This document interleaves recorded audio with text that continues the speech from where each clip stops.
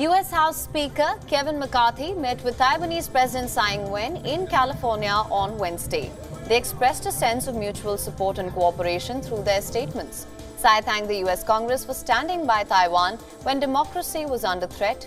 China repeatedly warned against the meeting between McCarthy and Tsai, who is on her first U.S. stopover since 2019. McCarthy is the most senior U.S. figure to meet a Taiwanese leader on U.S. soil since 1979.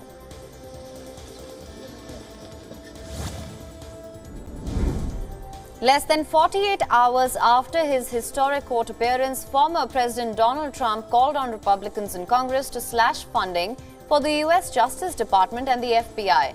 This comes a day after he pleaded not guilty in New York to 34 felony counts of falsifying business records. Taking to Twitter, Trump said Republicans in Congress should defund the DOJ and the FBI until they come to their senses. Trump's proposal would be a sharp turn for Republicans who in the past have supported robust funding for law enforcement.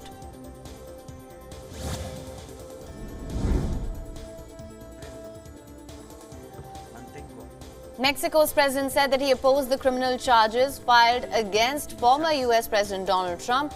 He also hinted that they were brought for political reasons during an electoral campaign. President Andrés Manuel López Obrador said on Monday that legal judicial issues should not be used for political electoral purposes. He also said that he did not agree with what they were doing to former President Trump. Obrador said that he has a strangely warm relationship with Trump in 2019 and 2020, despite the former U.S. president's frequent criticism of Mexico and migrants.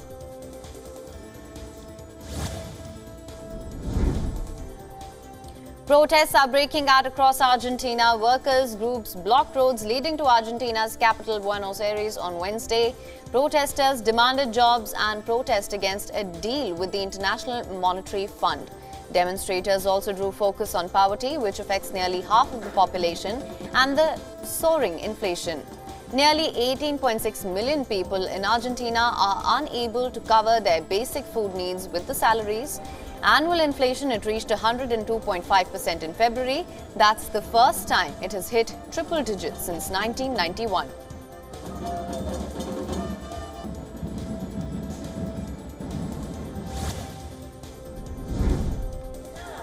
Several students from schools across the United States walked out of their classes to protest against gun violence on Wednesday. The walkouts were organized by the organization called Students Demand Action. With the walkout, students are asking for meaningful strategies to keep schools safe. This comes after a latest shooting incident last month. 3 students and 3 staff members were killed in a school in the city of Nashville. The gunman, who was a former student in the school, was killed by the police. The motive of the incident remains unclear.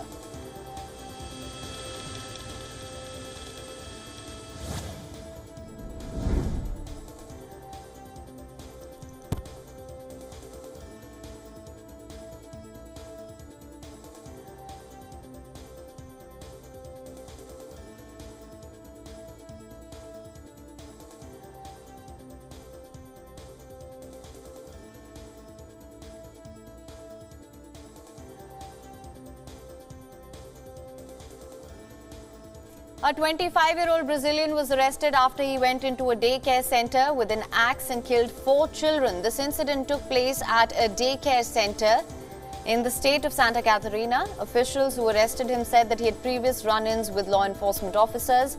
The attack also left 4 other children injured, and they are being treated at a hospital nearby. Police said 3 boys who were aged 4 and 1 aged 5 and 1 girl aged 7 were killed. President Da Silva called the attack a monstrosity.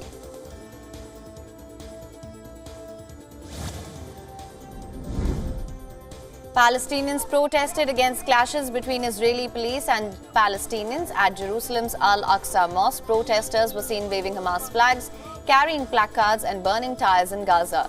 This was amid clashes at the mosque compound on Wednesday night, which took place hours after the arrest and removal of more than 350 people in a police raid. In the second incident, police entered the compound and tried to evacuate worshippers using stun grenades and firing rubber bullets. Less than 24 hours earlier, police raided the mosque to try to remove masked agitators.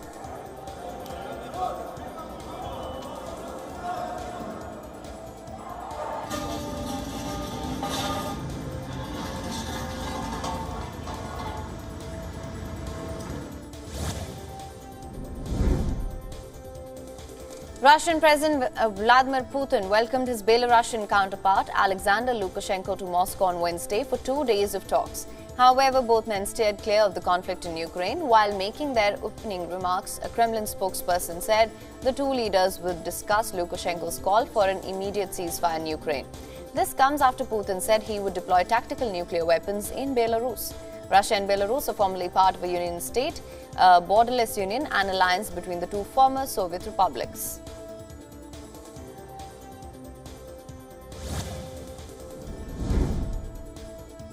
Ukrainian tank crews began practicing firing drills on Wednesday. In southeastern Zaporizhzhia region, 2 tank crews were spotted practicing assault actions, one of the T-72 tanks equipped with anti-tank rocket. Ukrainian defense minister said last week that a spring counteroffensive could begin as soon as mid-April. The drills come even as President Zelensky visited Poland and said Ukrainian troops were still fighting for Bakhmut. He added that they could withdraw if they risk being cut off.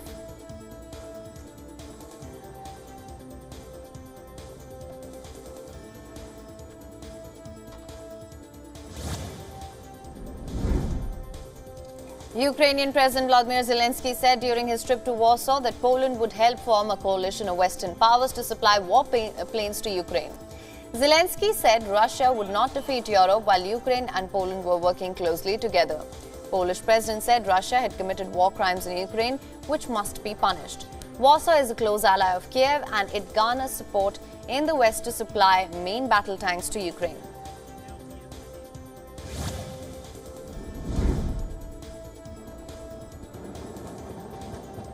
Twitter drew an angry reaction by US radio broadcaster NPR after the social media platform tagged the news giant as a state-backed entity.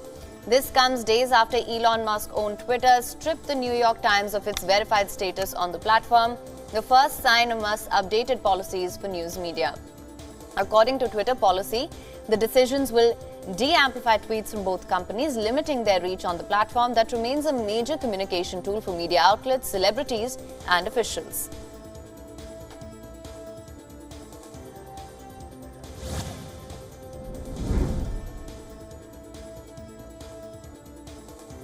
A pre-dawn tornado in Missouri resulted in the death of 5 people. It also wreaked havoc by shearing off roofs, destroying trees, taking down power lines. According to the Missouri State Highway Patrol, 5 people were also injured and 87 structures damaged, with 12 of those buildings destroyed. Another tornado reportedly hit Bryan, Illinois. However, there was no loss of life. This after days of violent tornadoes in South and Midwest, killing at least 32 people.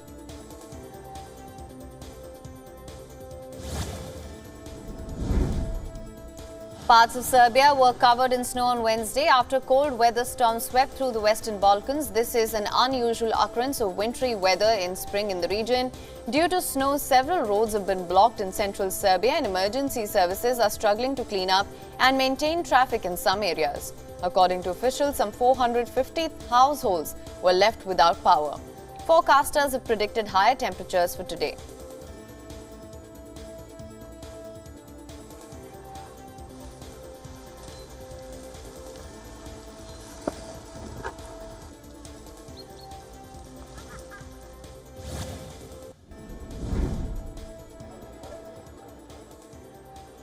A Dutch court overruled a government plan to cap flights at Amsterdam's Schiphol Airport. The Schiphol Airport is one of Europe's busiest aviation hubs.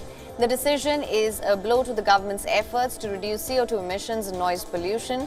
The court said that the government had not followed the correct procedure in deciding to reduce flight numbers. Currently, the airport serves around 500,000 flights each year, and the government had planned to reduce it to 460,000.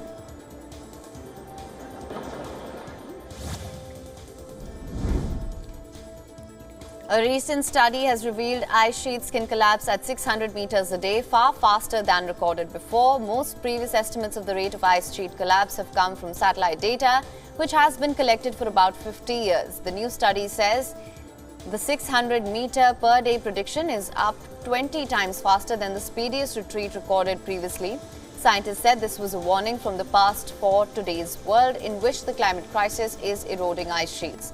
Rising oceans are among the greatest long-term impacts of global warming.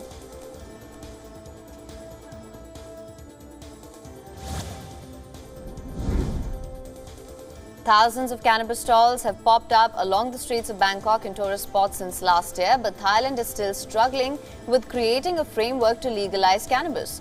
The long-promised legislation failed in February to get through Parliament. Cannabis has become a political playing field in Thailand, with the opposition criticizing the ruling pro-military coalition for rushing through decriminalization last year. Thai Health Minister, a key architect of the legalization, has blamed the legislative delay on political agenda.